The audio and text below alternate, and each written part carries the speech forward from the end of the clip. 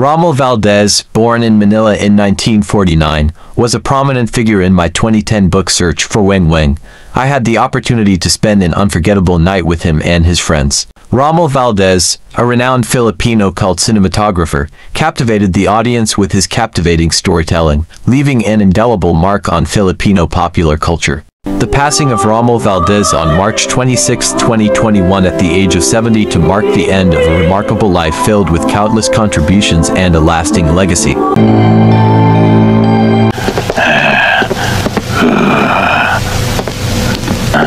Di dapat magutom si Starzan.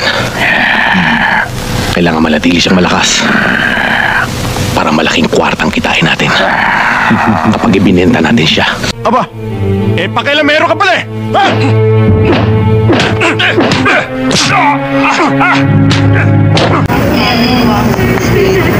Sino itapat mo sa akin? Dudurugin ko. Bihira yan! Baka naman pagkasama lang ang pamilya. Eh kung di kasama, busog na, may sukli pa. Hindi lang sukli, may balot pa!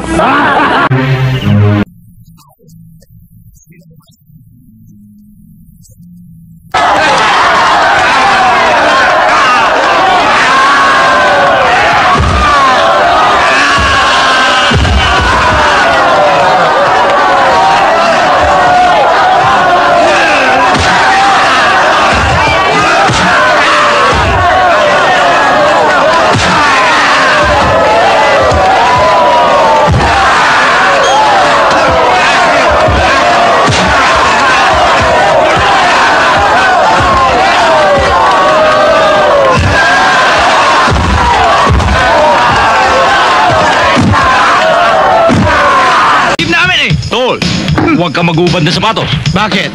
Mabahan pa mo. Ano nyo? Ha? Sabihin mo sa apo na yan. Umpisa na. Opo, boss.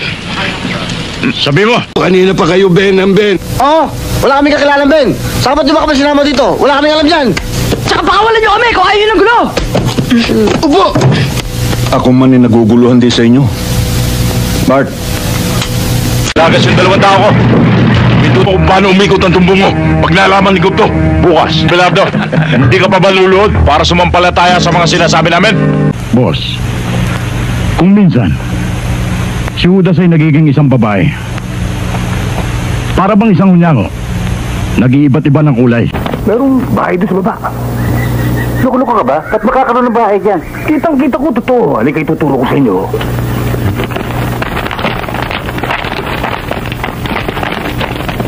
Ay, hindi babae yan. Oo nga, no?